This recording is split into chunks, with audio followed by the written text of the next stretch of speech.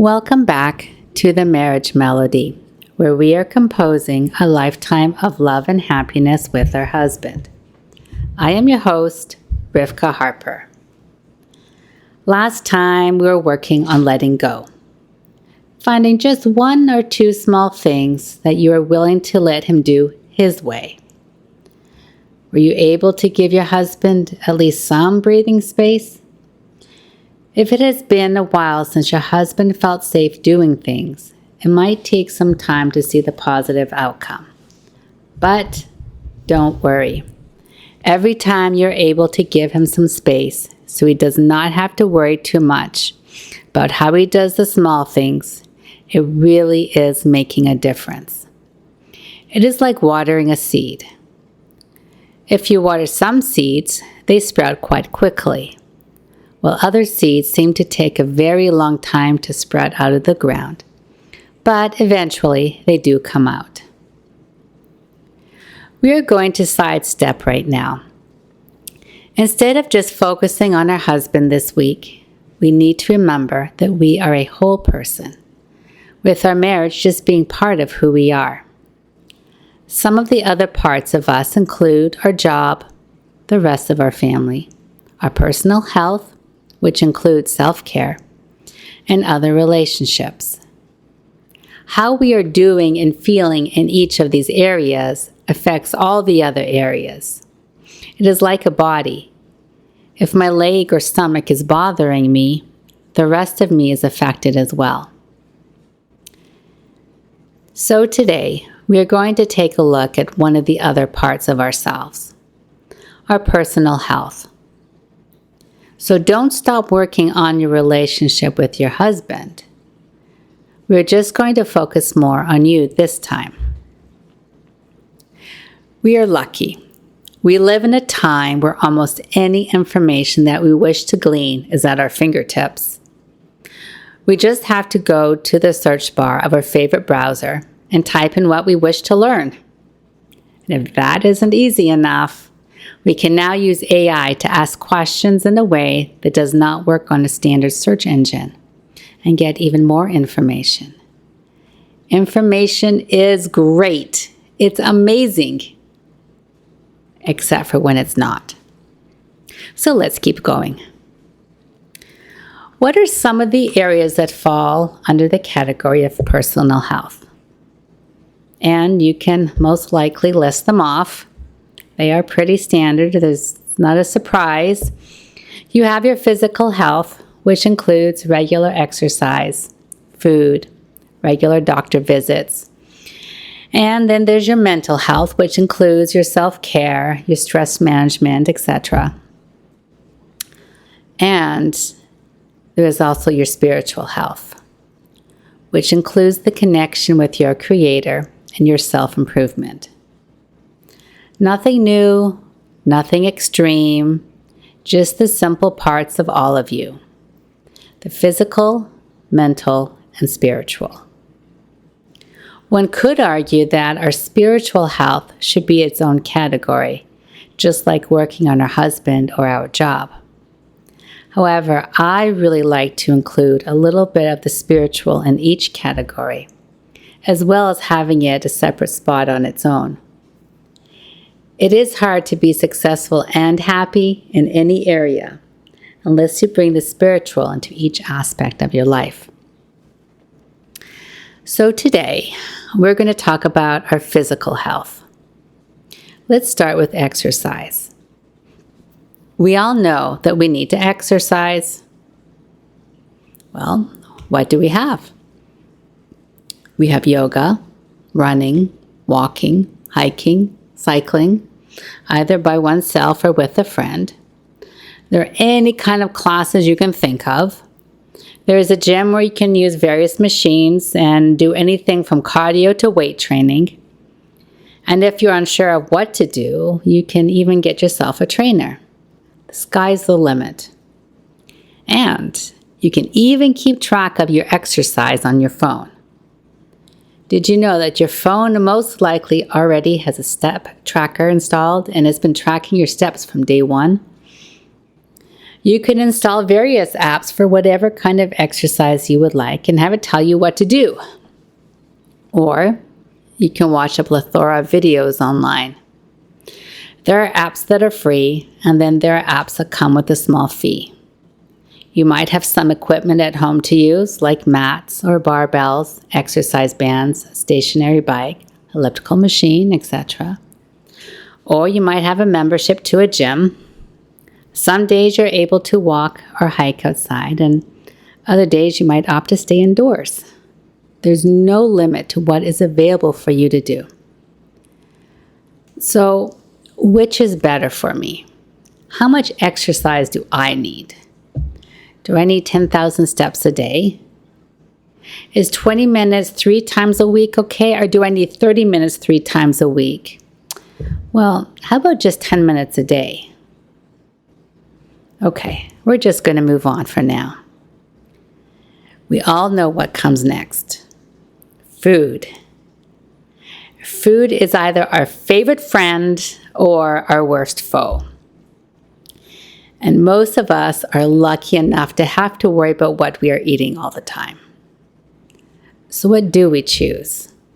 Do we do regular or organic produce? Vegan? Do I really have to give my meat up entirely? Do I have to be dairy-free? But non-dairy ice cream is just not the same. And yes, I've tried both. Paleo, keto, low carbs or no carbs. How about fasting? Oh, and don't forget the water. But you know what? I don't like my tap water. Okay, no problem, bottled water it is. No, you can't use that. We now have microplastics to worry about. The list just goes on. You will drive yourself crazy trying to find the best diet or the best exercise to go on. We all know that we have to eat healthy, and I bet you have a general idea of what that means. Well, you limit the sugar and refined carbs, such as chocolate, cookies, cakes, white bread. Notice I didn't say get rid of all of it, I said limit it. And load up on lots of veggies and fruit, along with protein and fiber. Okay, so what are we supposed to do? First of all, I don't believe in diets. Diets don't work. And almost all of the time, they are not even healthy. I believe in life changes. If you need to change how you eat, change it. But make it a change, not a diet. Secondly, you're not supposed to go crazy. There is so much information available to us at the click of a button, and it is so amazing, except for when it's not. Sometimes too much information boggles our mind. It makes for too much clutter. So how do we sort through all the information? This is where I like to make sure I add a little bit of sanity into my life, my spirituality. God created each one of us for a reason, and each one of us has a unique mission. God does not create duplicates.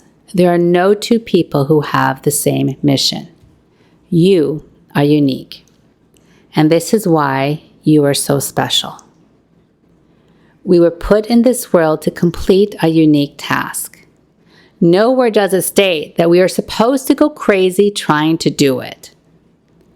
On the other hand, you know what it actually says? In multiple places in the Bible, it mentions that we are supposed to be happy. He loves each one of us and cares for each one of us just like a loving father. With this in mind, how do we wade through all this information overload? I read a story recently about this amazing woman. She was very extraordinary. They were not very well off, but somehow they managed not only to have the necessities, but also to give so much to others. Every time this mother would make food for someone, it didn't matter what she made. Even if it was only peanut butter and jam sandwiches, which she made quite a bit. As she made the food, she asked God to infuse into the food everything needed to make the person healthy. This, I believe, is how we can figure out what we should do. Yes, of course, we need to know the basics, but we already know that. What we need to learn is to be able to take a step back and know who really runs the world. And then just do the best we can, knowing that we are not supposed to do the best. Or we're not supposed to pick out the perfect thing. We are just supposed to do the best we can while still being able to stay happy. So which exercise is best? Whatever you enjoy and is safe for you to do. Please check with your doctor. Not sure what you like? Well, start by trying out something that seems intriguing. Yoga's not your thing? Try cycling. You can take a bike and go outside or just use a stationary bike. Don't like exercising by yourself? Grab a friend or find a class. You used to like something and now you're tired of it? Change what you do. A 10-minute walk is all you can find time for? Then do just that. Find something and just do it. Don't worry too much about how much or what you're doing. You need to exercise, so go find something you enjoy. That is the only way you'll be able to make it a habit. After you have your habit started, you can adjust things later on. The same goes for our food. You know the basics. Tweak anything that needs tweaking, one step at a time. Instead of 2 teaspoons of sugar in your coffee, use just 1. Unless you have allergies or medical issues, find a path you feel is good, or at least a bit better, and go down that way. You like the vegan idea but like your dairy? That's fine. You have no issues being an omnivore? That's fine. Just make sure you have lots of veggies as well. Whatever exercising you do, whatever food you choose to eat, do it with the intent that you're doing your part to stay healthy. Even if you're not able to eat how you would like, either because what you feel you really need is not available, or we've got all this rising costs and it's too much to afford, and you have to compromise. Know what you are doing. And while doing it, remember to ask God to infuse everything you do and eat with everything you and your family need to be healthy. He can do anything. He has created a world that runs on nature. However, He can change nature and has whenever He chooses. The homework for today is to find time to sit down with yourself and be honest. Are you where you should be? If not, find just 1 or maybe 2 small things you can tweak. If you're happy where you are at the moment and don't want to change anything, that's wonderful. Wherever you are, put thought in what you do and eat, and ask God to help make what you do good for you. And while you're at it, don't forget to smile. You are doing amazing.